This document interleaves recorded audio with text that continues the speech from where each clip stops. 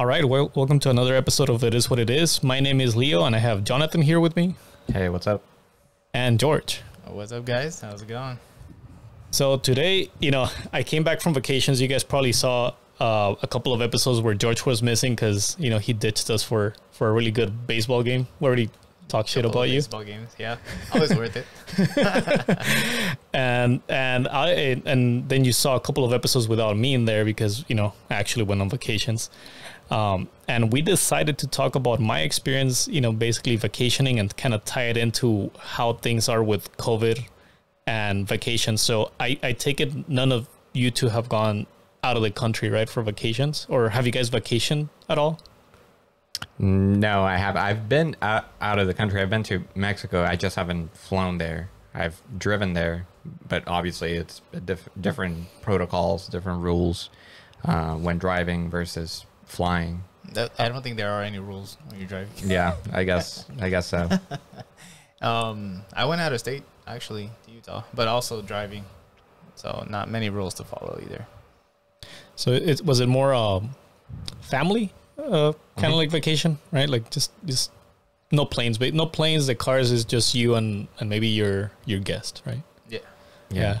I thought I was actually really scared of traveling because the whole COVID thing. I mean, we're all vaccinated now, but you just don't know what to expect at the airport because it's like a different world almost.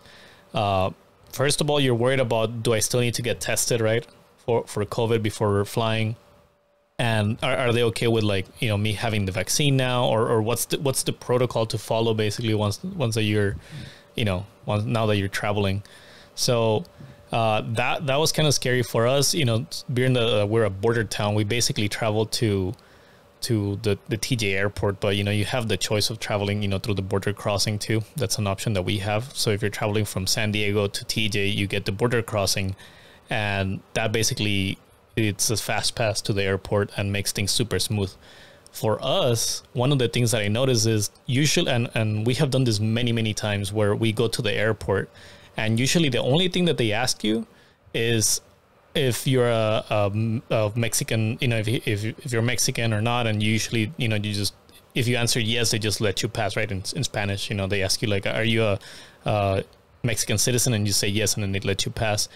And usually they're okay with just you presenting your ID. But one of the things that was kind of different is that now they were way more strict whether you actually are of Mexican descent or if you're Mexican, and they check all your paperwork. So for us, we actually didn't cross with any of our paperwork, and they stopped us at the airport because we didn't have any proof that we were, of Mexican descent or Mexican. And we actually, no Mexican ID or anything. Nothing. Yeah. We had our passport, our U.S. passport, and the California ID. Why didn't you just say, "Look at my face"? What are you talking about? el nopal en la frente. If you don't travel with your Mexican ID or your any proof that you're of Mexican descent, you pay a fee, right, for traveling as an international traveler. Yeah, you have to get it's a permit essentially. Yeah. It's a visa. Yeah, it's technically a visa, and it's super quick. Nothing out of the world. You basically sign a paper saying I'm gonna be flying this day and I'll be returning in X amount of days. I almost heard you say you sign a pepper. Yeah, which is almost accurate. I give my Mexico. the name of my dog is Pepper, by the way. Yeah, I signed his life away, and Carrie would never forgive me if I sign Pepper away. But yeah, you sign a paper saying I'm gonna be returning in X amount of days, and they're like, okay, good, and then you pay, like, for us, I think it was 520 pesos. So what is that, like $23? Give or take? Yeah, something like that. So, and that was the first thing that happened, because before they weren't so strict about it. You would just say, just the fact that you speak Spanish and it's a fluent Spanish, they don't even question, right? Like if you're Mexican or not. But in this instance, we actually had to pay. And a lot of the people flying, they actually were stopped and almost missed. Some of them actually fought and, made a rant and everything, and then they somehow got into the plane, but other people were basically straight out denied and said, no, we'll go get your paperwork or pay the fee. But most of the people didn't have the money to pay the fee. Well, at that point, if you're ranting in Spanish, you know, you kind of just prove it right there. Yeah. You're like, if I don't have money to pay this. They're like, oh, wow, their curse words are spot on. They must be Mexican. They're very obscure. Yeah. I definitely see where I'd be 100% convinced that you're of Mexican descent at that point. Yeah, but I mean, yeah, it was one of those things where it was not expected. Luckily, it did take enough money, right, to cover the fees, because it was 3 of us, so we ended up paying like 1,600 pesos, you know, to just fly, you know, on top of all the fees and stuff. Yeah. So that was the first catch. I don't know if you guys have experienced it, but that was a little weird because that, you know, it just catches you off guard. And you know, I guess experiences at the airport, that's one of the ones where I go like, man, like if I didn't have money, I didn't even know what I would do. I mean, granted, I could cross back in taxi and whatnot, but now imagine this happening to you in like Europe or Germany, and you don't even know. Yeah, just being at the airport, it stresses me out. Just that's the worst part of, you know, being out on vacation or traveling. Definitely anything that is airport related gives me anxiety, like every time. Yeah. I usually like to be, you know, 2-3 hours before my flight, just because every single time something happens to me. Something I can't find something. You are that guy. I don't have an ID.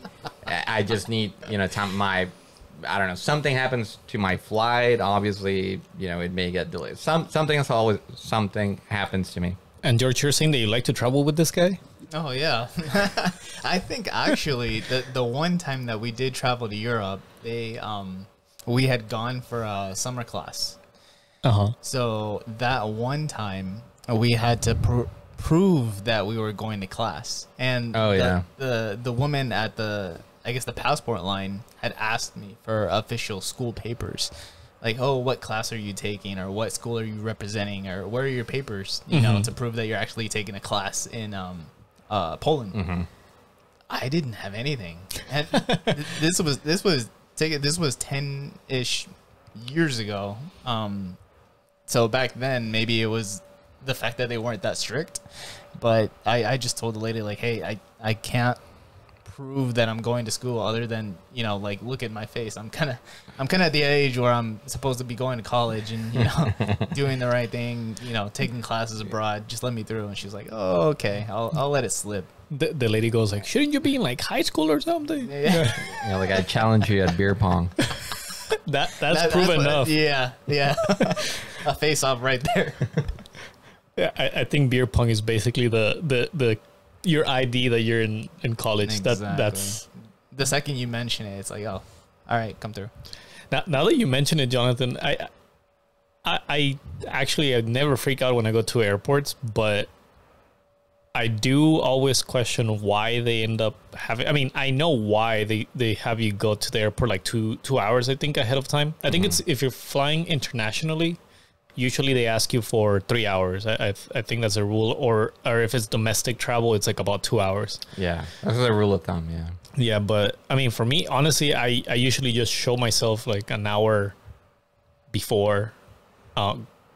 Granted, you know, I've been like a checked in, you know, into my app, right. And maybe I just have a carry on, so there's no luggage. I need to like check. You know, I don't have to go through the whole full process, but. I don't know. For me, either you've been on not too many flights, I guess. Or you I'm just that good. Lucky. I'm just that good. I never do that. No, you always crazy, have to prepare for like 2-3 hours in advance. You don't care about nothing. Worst case, 4 hours if it's like a holiday weekend. What? Nah. Oh, yeah. Okay, no, but that's a holiday weekend though. Yeah. An hour. Okay, for this flight, I was there like an hour and 30 minutes ahead. But by an hour and 30 minutes, I mean like I was barely getting to the airport like an hour and 30 minutes, you know, before flight. But I mean, for me, it seems fine. I mean, we're always, you know, we don't wait a lot of time in the, because, you know, that's what I hate too, where you go through the whole check-in, they get all your paperwork, you go through the whole scanning process, which, by the way, it also takes, I feel like there's so many checkpoints, right, before you even get into the airplane. And just to hear, okay, well now we're letting group 1 or group A pass, and then you still wait because, you know, of course, group A is the fancy first class seats that, you know, none of us at this table really. I love those seats. Wait, what? You have actually flown first class or no? I think I got a pass on Southwest to fly first class. Well, look at you, fancy. Only because for that time there were no other seats available, so I had to actually buy the last ticket in the first class. Oh, so you actually had to buy? So it's not like if they transfer you because they're like, oh, you know, we have an empty seat. Do you want to take the seat? Right, no. right. Yeah. So how much was you had to get somewhere, and they were the only one available at the first class. Yeah, exactly. I think so. So you booked your stay before you booked your flight? Exactly. I have never done that. I always book my flight before. That's why, you know, I'm prepared. You know, I usually book the flight before I do the events. Oh, you book your flight and then I just kind of plan a trip and hope for the best. You know? do you guys do that? Do you do that? Usually book your hotel before the flight? Nah, I do the flight first. Yeah, you see, you've been doing it wrong. It depends. No, he's doing it wrong. Well, if I'm going, if I have to, because it depends. Let's say you're going to a concert, you're just going to get the tickets first. Like it doesn't matter because certain concerts sell out within seconds. I mean, I'm just thinking of that specific example. So in that, I know you asked about a hotel, but buying a ticket for an event is kind of the same thing. So like a game or a concert, I don't care. You know, you get it, and then I'll worry about, you know, airfare later. But that's the only, if it's just vacation, I always do, you know, the flight first, and then I'll worry about Airbnb or hotel or whatever. Yeah, it's all about strategy. I don't plan how I'm getting to the trip until later. For me, it's all about what I'm doing once I'm there. Like securing what you're doing first. Exactly. Like for your example, I secure a hotel near the concert venue. And those would get sold out pretty quickly. Yeah. So I secure the hotel first, and then I worry about like how I'm getting to the city. So your logic is that you can actually walk. You can always end up walking or swimming to the location that. Exactly. It's all about convenience. It's all about convenience. Yeah. Well, that's well. I guess I've never traveled or gone to vacations to like an event.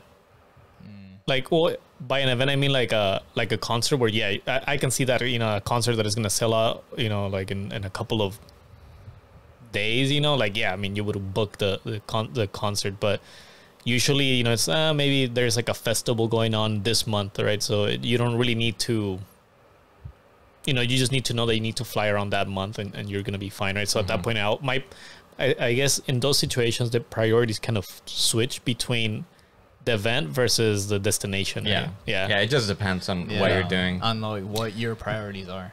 Yeah. All right. Never mind. You're not that weird, I guess. But yeah, I mean, this was my first experience traveling with COVID, and it was interesting, man, because I discovered how different things are for like COVID protocols are here in the US versus in Mexico. So for example, in Mexico right now, they're not, you can get tested before you fly, right? It's like optional. It's like up to you. They actually offer testing at the airport if you want it. You just have to pay for it. How much is it? I don't know. I honestly didn't even consider because it's optional, right? And being that I have the vaccine, I was like, well, why am I going to get tested if something I don't want to get? You were probably thinking, should I get tested or should I get a beer? Beer. Yeah. Just be honest. Yeah. No. The beer is always the choice.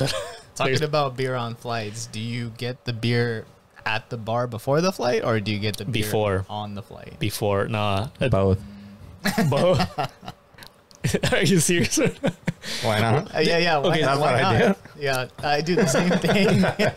I always get the drink before, but some of the flights actually, I think our trip to Hawaii, I think it's depending on the length of the flight, they actually give you the drinks for free.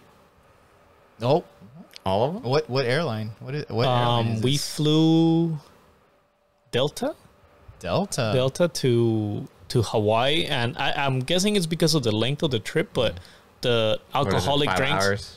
I can't remember how long, but yeah, it was a long. It was not like a 2 hour. All the drinks made it blurry. They go by really fast. Yeah, but I mean, we found that out, and we're like, yeah, Jack and Coke. I mean, it's all like well drinks, right? But being it free, I mean, it's yeah, Nice. That's a good deal. I'm gonna have to remember that.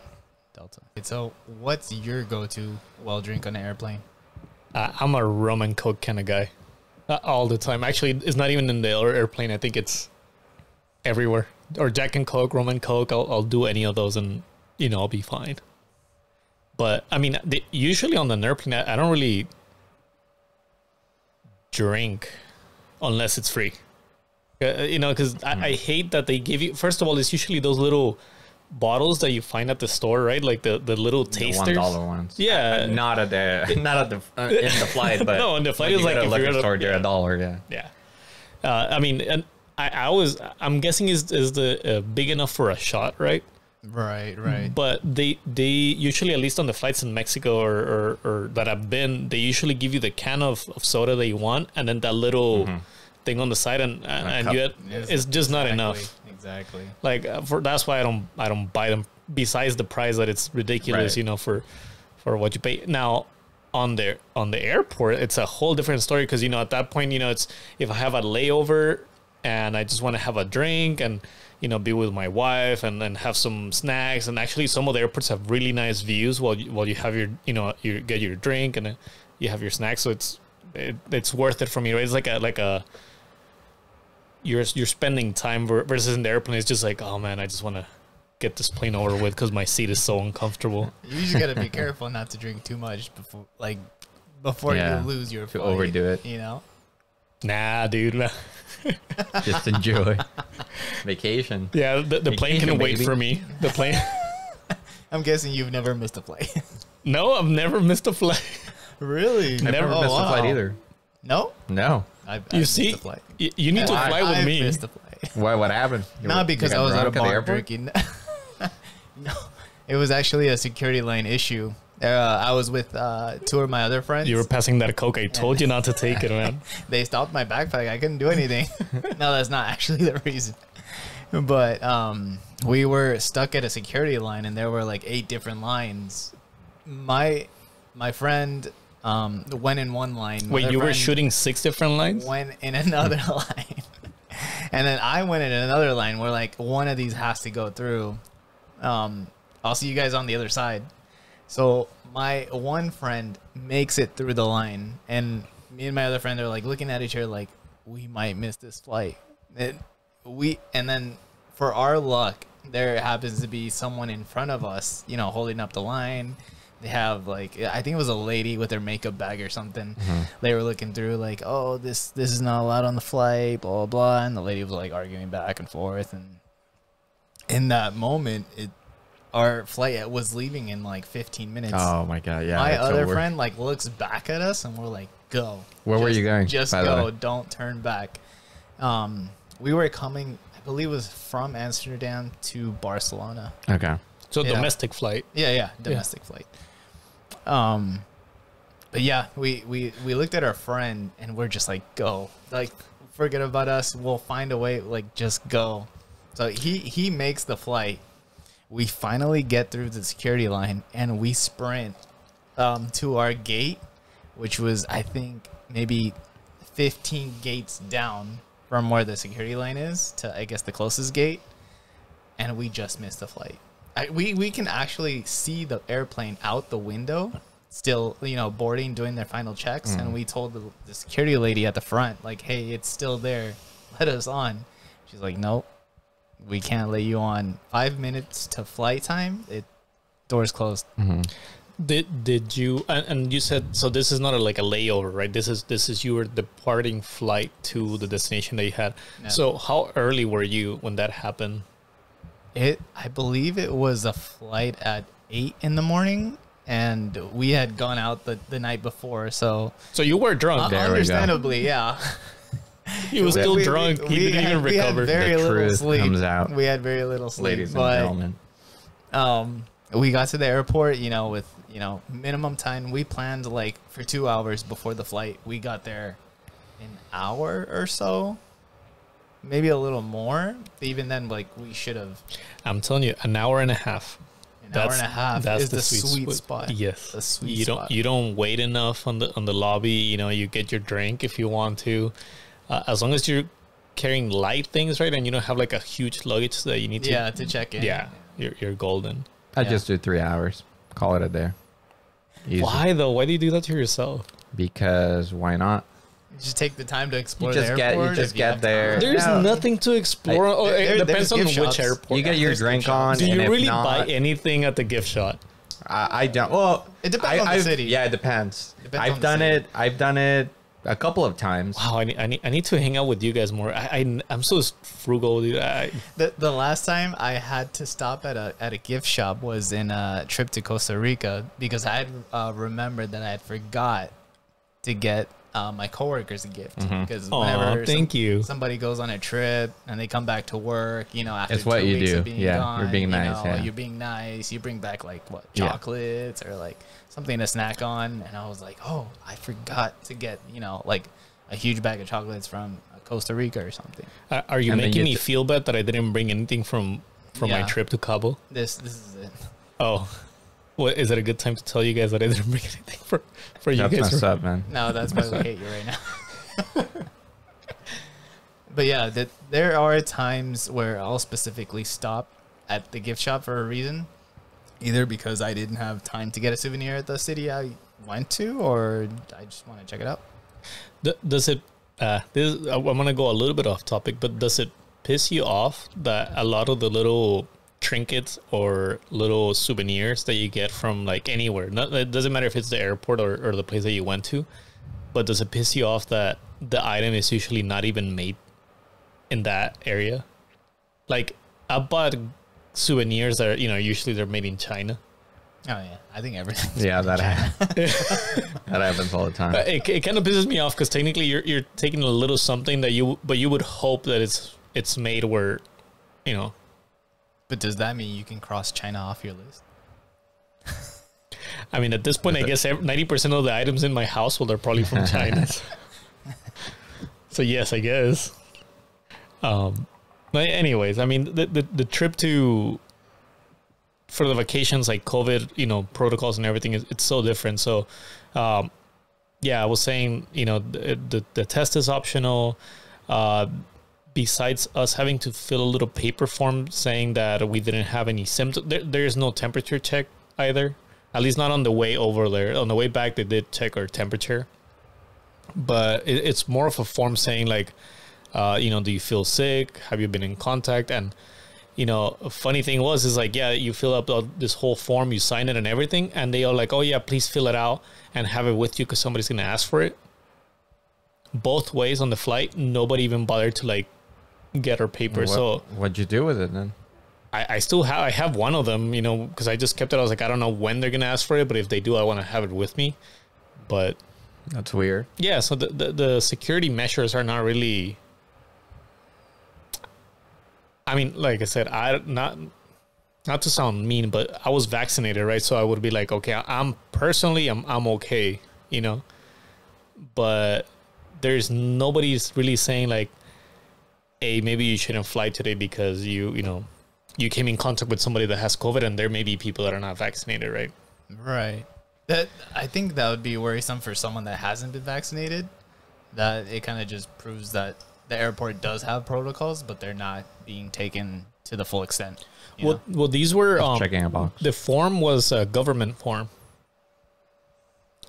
so maybe it's just the government not having a person there. Yeah, I mean, it's probably just that, checking a box if no one is. But who gave you this form? There was like a booth there that was just somebody like before you go to the check-in. Somebody would be like, "Hey, have you grabbed one of those forms and filled it out?" And I would be like, "No." And then people would go back to the tables and pick up a form. Okay. By the way, they didn't have any. They didn't even have pens for you to fill out their forms. So a lot of people would just grab the paper and just kind of swing it around and be like, yeah, I have my form, and then they would let them pass. Mm-hmm. So I mean, forget about the form. It seems like it's just there as a formality, Right, but then there's nobody checking. Where I know people that have flown, like here in the U.S., it's completely different. They do the temperature check, and then I think now they're asking if you have if you've been tested. I may be wrong, but I think they're a little bit more strict about COVID protocols, I think, than at least in Mexico, though, from that one experience. At least I've heard when they started letting travel occur across the states. Some states even had a protocol of you being quarantined for 2 weeks before you could even go anywhere. Oh yeah. Well, I want to say before they lifted all the mask restrictions here in California, I think if you traveled, because when I was going to physical therapy, during the COVID, I want to say like mid-pandemic times, my physical therapist, she had to travel to New York to visit a family member that was not doing well. And I basically didn't see her for a month because she had to wait 14 days over there and then 14 days over here. And so, so that was the protocol, at least here in the US.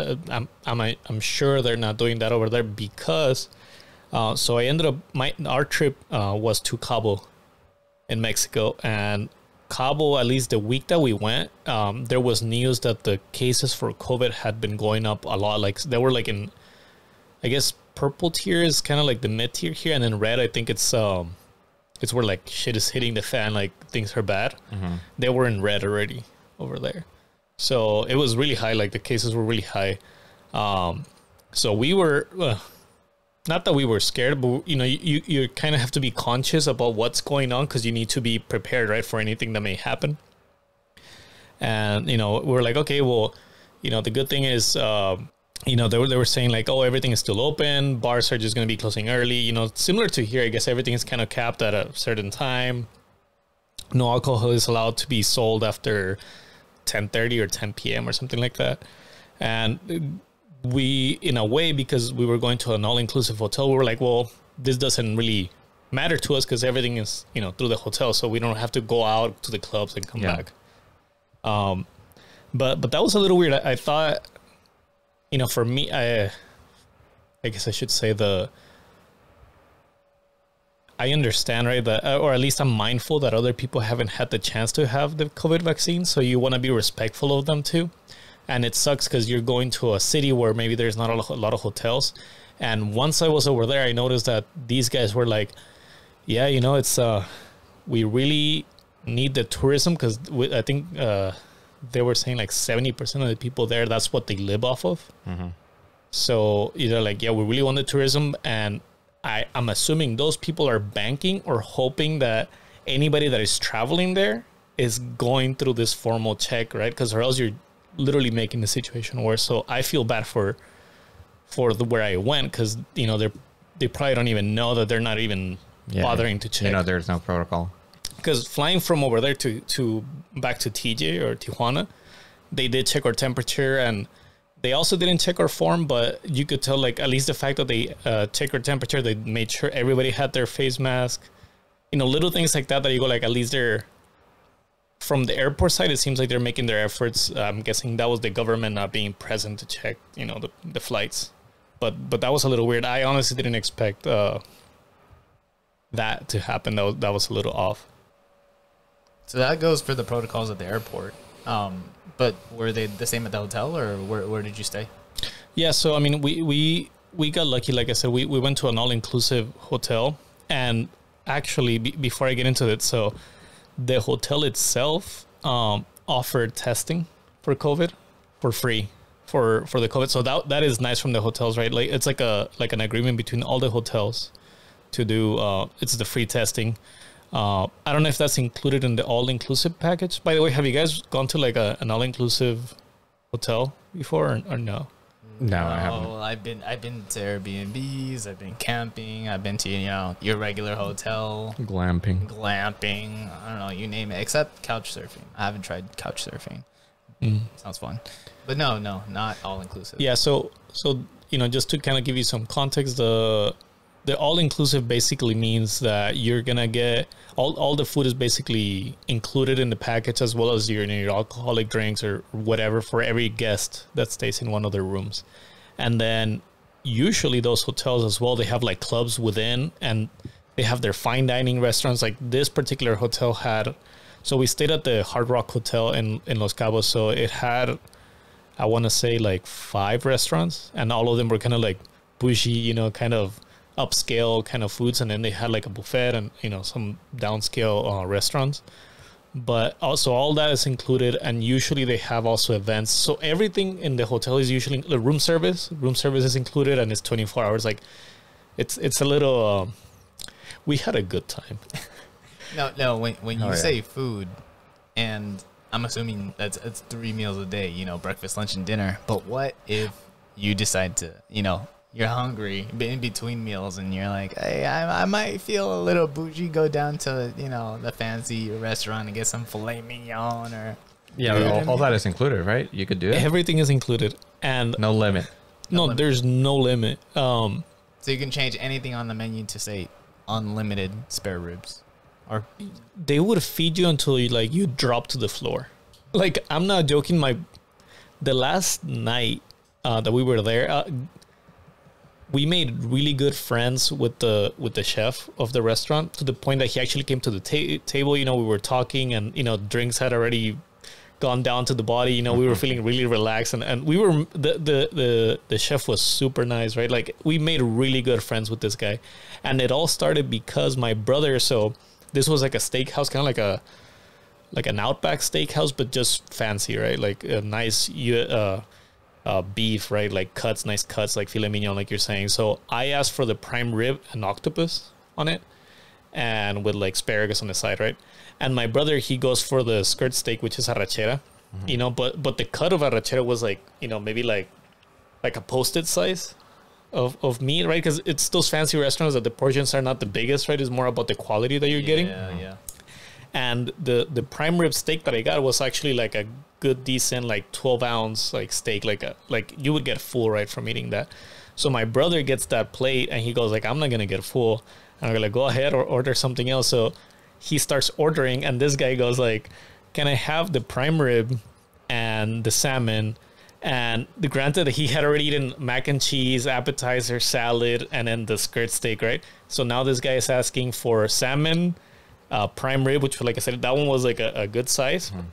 And to top it all off, he asked for like some asparagus to go on the side. So this guy already had like a 6-course meal, and just that, and they don't care, like, as long as you actually eat it. Like, I think that would be the only thing that they ask you, like, if you order it, make sure you actually eat it. And I mean, yeah. So that's the question. Did he finish it? He devoured that thing. I mean, we gained like 5 pounds each, I think, from that trip. We attempted to go to the gym. Dream. We attempted to go to the gym to just, you know, balance things out, but that didn't work out. Instead of taking the elevator, take the stairs. That's the only thing. Dude, we couldn't even do that. They didn't even allow us to do that because the stairs were like in a different building. So we actually, in a way, they kind of force you to like relax and not. It's like effortless kind of. Nice. I'm so fat. Everything is included, drinks. So I have never ordered room service until, you know, this all-inclusive hotel, because, you know, usually it's like the room service food is not the best. It's usually, you know, like your club sandwich, you know, soda, you know, whatever you name it, it's not the best food. But we're talking about, we would be making calls at 10 p.m. or 11 p.m. and we were asking for chicken tenders, fries, steak, you know, like anything you can imagine. And this is like at 11 p.m. and they're like, oh yeah, we're a little backed up, but, you know, it's gonna be there in an hour. We're like, yeah, that's fine. Caballitos, you know, like shots, like you name it. We took full advantage of this. Like sometimes the food got there and we were like, oh dude, like we're almost out, but yeah, you know, that's fine. Just bring it in. We'll drink it the next day, or we'll eat it in the morning or whatever. It was like 5 meals a day. I think that's basically how much food we were. Well, that answers my question. Yeah. Yes, dude. A roundabout way to answering your question, we ate a lot. Yeah, but that was my real question. Your real question is like, how come that shirt is a little tight today? I see you. But yeah, I mean, well, do you guys usually? Granted, you pay a lot for the all-inclusive. I don't think you get your money's worth, right? It's just a commodity that everything is there and you can eat whatever you want. You don't have to go anywhere. But I don't think it's my preferred way to travel on vacations. It was kind of like COVID, and we didn't want to go out too much. But I mean, have you guys what type when you guys vacation? What does a vacation look like for you? Like George, are you more worried about the hotel and what they have to offer, or you're more about going out and checking things out? Honestly, for me, the vacations that I've had, of the traveling that I do, most of it is kind of prioritized around checking the city out, because I'll have a bucket list of places I've gone to or things I've done. I visited a city a couple of times, but my first priority is seeing what the city has to offer, not so much the hotel. Like if I'm going to vacation, I'm not going, with a relaxed state of mind. I'm going to explore and see what's out there. So wait, is it because of the money that you like to do that, or is it more you actually going for the experience of, outside the hotel? Oh no, it's the experience, definitely. Okay. For me, the hotel is about just convenience and being in the right place, the right time, location. And it's more just a place to sleep at the end of the day.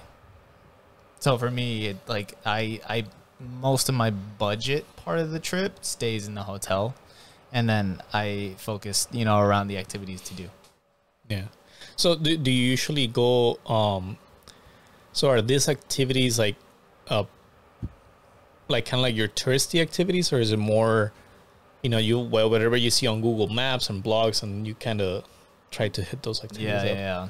When I started traveling, it would be just Googling, what to do in this city or things to do in this city, and you get bombarded with like top 10 things, top 5 things, must see events, blah blah blah, all that kind of noise that comes out in Google pages. And then I would pick a couple, but now I kind of know my way around travel planning, where I'll pick out certain things that I personally like. I really like views, hikes. I'm not so much of a museum kind of guy. Yeah, me neither. I'll plan my trip around food. You're a foodie? Yeah. When you travel? Big foodie. Yeah.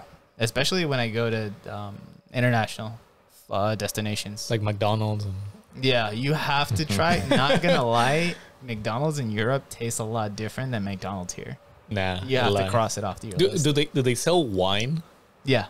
They sell like in a vending machine? I kid you not, in Spain, I think I visited a McDonald's that had paella. Ooh. So they have so different joke is menus. on me. Like McDonald's is very good. Yeah, no, it was good. Yeah, even the meat's kind of different because it's not as processed probably as things are here, but you get the different taste. Is the paella literally like rice with like cut pieces of like beef? The fish fillet. I think the chefs take a little bit of pride in making their own. Oh, you're saying they throw a couple of nuggets in there too. And a little drizzle of ketchup. The ketchup is too fancy it up. Fancy ketchup. Yeah, fancy ketchup. You can't have the little ketchup packets. It has to come out straight from the bottle. No, I think it's something you have to definitely try. Either McDonald's, Burger King. I've actually tried Kentucky Fried Chicken when I went to Russia, and I was surprised. The regular, kind of chicken that you order, like whatever regular your typical menu item, the chicken's spicier there, and it's really good. Is it because Russians usually like the spicier foods? I don't know about that. Or is it because they don't complain about the spicy food? Because they're tough and Russian. Yeah. No, but yeah, definitely it tastes. Honestly, to me, it tastes a lot better. Did it come vodka? So I have to ask. So did it come with like what about the drinking situation like at McDonald's and? Oh yeah, the kids meal comes with a little shot of vodka instead of a little like milk pouch. God. It's those little bottles of vodka. If we have any Russian listeners, please let us know if this is true. they're when you're born in Russia, they actually give you a bottle, you know, that comes with the baby. That's funny. Oh yeah. How about you, Jonna? Like, what do you focus on when you travel? I guess it depends, of course.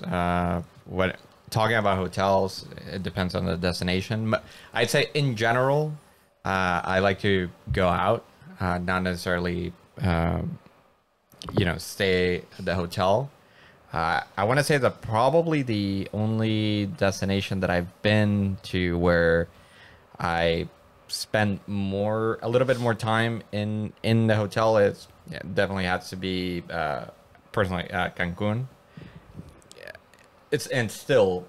There are plenty of things that you can do outside, but all the other destinations that I've been, I tend to go out or not focus so much on the hotel situation.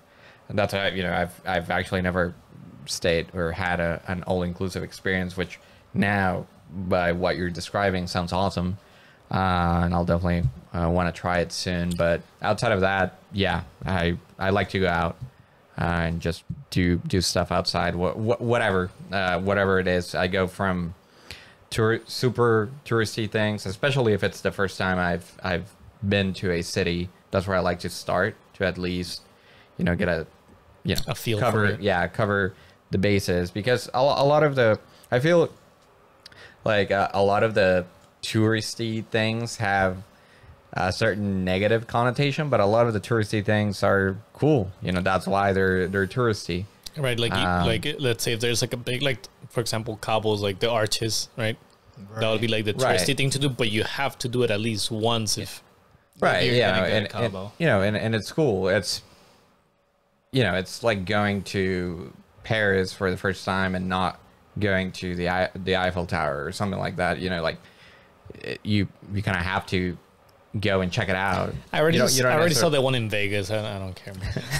So is that the same? No. I was thinking you were gonna mention the 5G towers out there. Freeway. Same thing. So, anyways, yeah, I like to start with the super touristy things first, and then I just take it from there. Just Googling stuff, Instagramming stuff, if it's a good restaurant, or just recommendations. That's what I like to do too.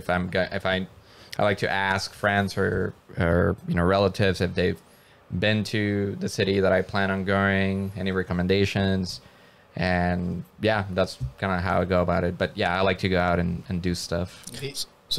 Go ahead. Oh, I was gonna say the only thing about touristy spots is you get the recommendation, and then usually you'll search it, you Google it, and you have a picture of what it looks like. That's your expectation. But when you actually get to the destination and you line up and you kind of like prepare yourself to go for it, you're faced with the reality, and there's like millions of people in front of what you're trying to go to. Super crowded, yeah. There's an expectation. You get, your like little fancy Instagram photo. You already, you see yourself there by yourself. You already see the picture that nice sunset. You're absorbing it. So you're getting it.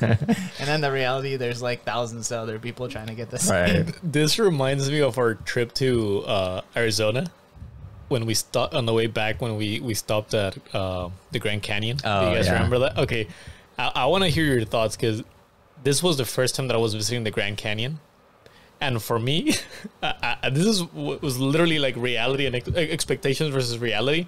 Was that we got there and I was like, man, I was hoping to like be amazed at the size of the Grand Canyon and blow me away. And I remember us walking to the edge of the Grand Canyon and just kind of standing there for a second and being like, is this it? Like it didn't do anything for me. Like I remember we took a silly picture of us, like kind of like almost like as if we were like falling from a rock and like climbing up the Grand Canyon. But aside from that, it didn't impact me in a way that I thought it would. I was impressed by it. The only thing that surprised me is that I thought it was gonna be bigger, deserty. Oh. I wanted a bigger canyon. No, I thought it was gonna be in a desert environment. So when we're getting there, it's a forest. Oh, you were disappointed. Yeah, I guess I was surprised. As somebody that is from a desert, you hate the green that you see in other places. I just thought it was odd because for my entire life I had pictured the Grand Canyon being in a desert environment. So when we're driving there and getting close, all of a sudden we find ourselves in the middle of a forest, and I just thought it was odd. Later on, I learned that the picture I had in my mind of the Grand Canyon was from the on the Nevada side and not on the Arizona side. So if you go to Vegas and you hit the Grand Canyon on that side, it is the picture that I had.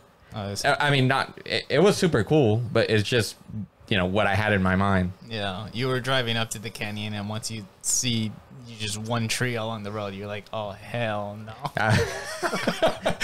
Complete disappointment. The hell is this? No, but I thought it was cool. Yeah.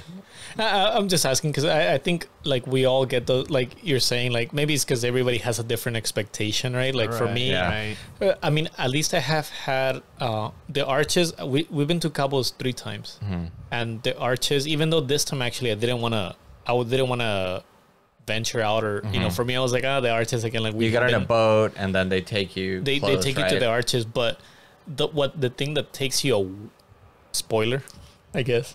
The thing that takes you is that if you don't know the area, basically you have the Sea of Cortez and the Pacific Ocean, basically, and that's where they kind of intersect. So the way the waves are acting and the sea is acting, right, with the boats and everything, like it's kind of, you see them clashing against the arches, right, like all that life right on the sea, like it really kind of takes you, and the boat just kind of orienting you to the arches, right, and kind of being there and close and seeing all those waves. I think that's what makes you marvel at what you're seeing, right? Like, wow, like this is it's like a natural scenery, right? So it's impressive to see naturally, but then you see all the movement on the ocean that really like goes like, whoa, like it's crazy that that's still standing, even though all the the waves are hitting it like so hard, and how it formed and everything. For me, but. So this time around, like my wife was like adamant as in like, yeah, we should go to the arches again, and which we did. I don't regret it now. Like, and now I go like, yeah, I've gone 3 times, so it's that good for me. So the arches, still do it, but the Grand Canyon, maybe I need to go to the other side because that granted too that we were rushed when we went. We didn't really take our time to actually visit the Grand Canyon. We were just kind of. It was a quick pit stop, really. Yeah. The quick 1 or 2 hour detour that we took just to go to the Grand Canyon. I think I feel so bad for I forget we won't mention his name, but the driver, he basically drove us all the way, and we were like, yeah, let's go to the Grand Canyon. It's like right here, like before we head back. It wasn't right here. It was like an hour detour. 5 minutes in, you're like, are we there yet? To give you some context, we were in Phoenix, and we said, let's go to Grand Canyon. It's on our way to San Diego. So yeah, that happened. There you go. That's some logic. I don't know how many beers you had before that. Great idea, but I think it was a collective idea. I can't remember how it came up. Collectively drunken. I feel bad, dude. It was such a long trip. That guy was like dying. Like I could tell that he was tired when we got to San Diego. Like he was done. But anyways, kudos to him. We owe him a beer if we ever see him again. But that's kind of the nice thing about traveling. Sometimes you'll go to the destination, whatever you choose to plan, or whatever, and sometimes it's a hit or miss. Even though like it's on the top 5 things to do in the city. Sometimes it's just not on your top 5. Right. And there has to be that balance of like, oh, I like this, but I didn't like that. Right. Yeah. Not saying like some people may be amazed by the Grand Canyon, but they won't like the arches. Like definitely. Exactly. Yeah. It really depends. Or Mount Rushmore. I know you've visited it, and I know a lot of people that say that they've been there and they're like, eh. And some other people are like amazed by it. So, So yeah. George, what That's just amazed an A by extra couple of one. beers help, you know. he wanted to see his face up there. Yeah, honestly, I kind of took the picture and then photoshopped my own face on the wall. That way it should look like. And that's why I wouldn't be amazed at it.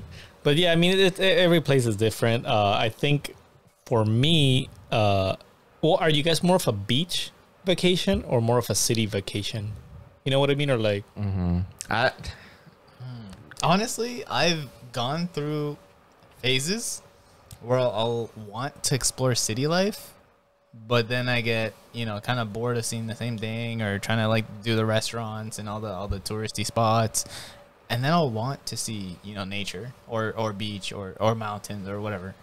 But I'll take a break from one or the other, and then I'll go back to city. You know, like it kind of depends. Yeah, same here. I feel like if it's a short visit, I prefer to do a beach. Well, of course it depends, but you know, if I only have like 3 days or 2 or 3 days, I like to do a beach because, you know, you're just kind of like chilling. But if I happen to have a little, you know, more availability in terms of, you know, I can take some more time off. If I'm taking 2-3 weeks off, I prefer to do, you know, cities. I tend not to include a beach vacation if I'm doing like 3 weeks off. You know, in those types of scenarios, because I take that time to, you know, explore, visit as many cities as I can, or stay more time, you know, in a particular city to do more exploring.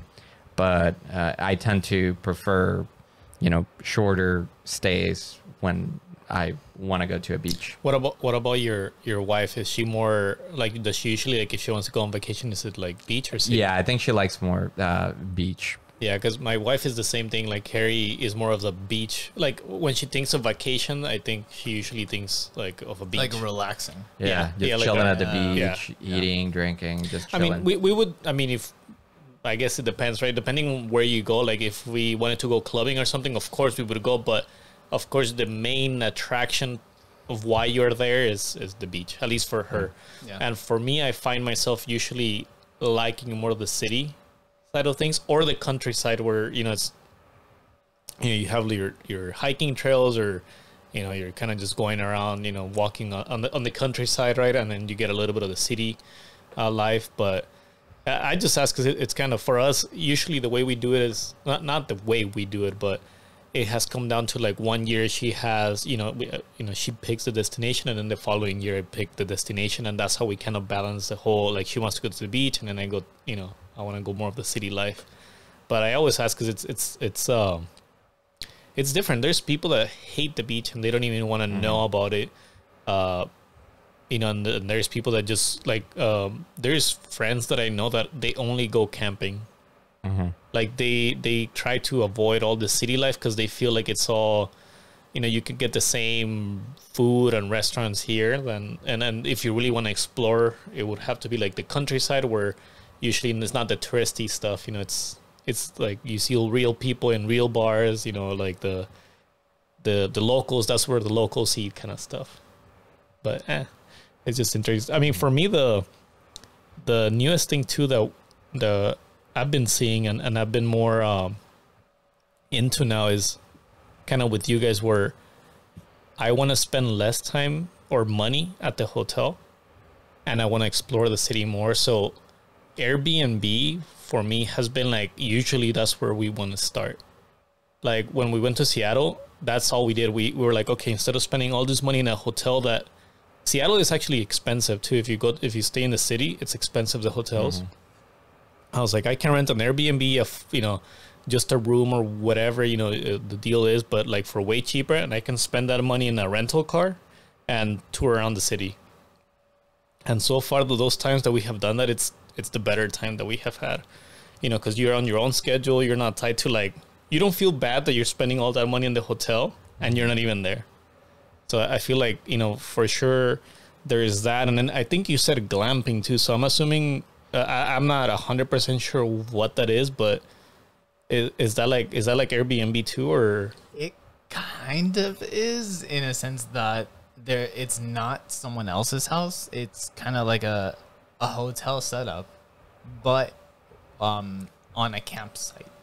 So when you go camping, you bring your own tent, you bring your own equipment, you bring your own. You literally pack everything that you need. Usually, if it's somewhere organized, you just rent a spot, for example. Yeah, exactly. And then they provide, bathroom, electricity, water, etc. Glamping kind of takes that to the next level in terms of comfort. So you can glamp yourself. You can bring, several, like a sleeping pad, and then throw on an inflatable bed, and you have kind of like an organized space versus like your, toss it on the ground tent kind of thing. Or you'll find these areas that act like hotels, but they're really like huge tents, kind of laid out on a campsite that are owned by whoever's, running the place at the park. And they'll have actual beds. They'll have a bathroom on site. They'll have all these different kinds of amenities that you wouldn't see in like a regular campground. Yeah, throw a bathroom, a private bathroom, 20 campsite, and I'm in. Yeah. That's like the one struggle I think for... And an actual bed. So you're not sleeping on like an air mattress or a sleeping bag or something. Yeah, exactly. So at that point, it's already next level camping. You're technically not limited to a tent, because it could be like a hut, right? Or it could be like an actual structure where you sleep, and it's just upscale, and you get a couple of the extra amenities. Dude, that's pretty sweet, because if you guys have never gone camping, I think it's like sometimes it gets tiring because you have to set up the camp, especially if it's just two people, right? Like you have to take everything down, assemble it, and then you're worried about where you're gonna go to the bathroom, and if you have ladies there, right, like it's also like, have to make sure you have their privacy, when you go, and then take pets too. For us, like we went to camping at San Bernardino, and it was tiring because, like I said, we have done camping where we take family, and if there's more people there and everybody kind of puts a little bit, a little piece of their help, it's super easy, right? Like somebody's cooking while somebody's putting tents up, and in this case, it was just the two of us with dogs and just setting up the tent, and then by the time we finished setting up, we were already having to like eat, so everything was kind of like rush, and we felt that we were more tired. So glamping sounds like that's what I'm going to be doing from now on. It takes a lot of the problem solving out of the picture. If like to sum it all up in like one little sentence, it takes all the worry out of what camping would have to entail. So yeah. And then the last one that you said, I think it was like couch surfing. So if I remember correctly, that's just the one where you literally just rent is it the bed or the couch? Is it just a couch that you rent just to pass the night, right? It's not like if you actually go there. It's usually you're just paying to sleep in someone's...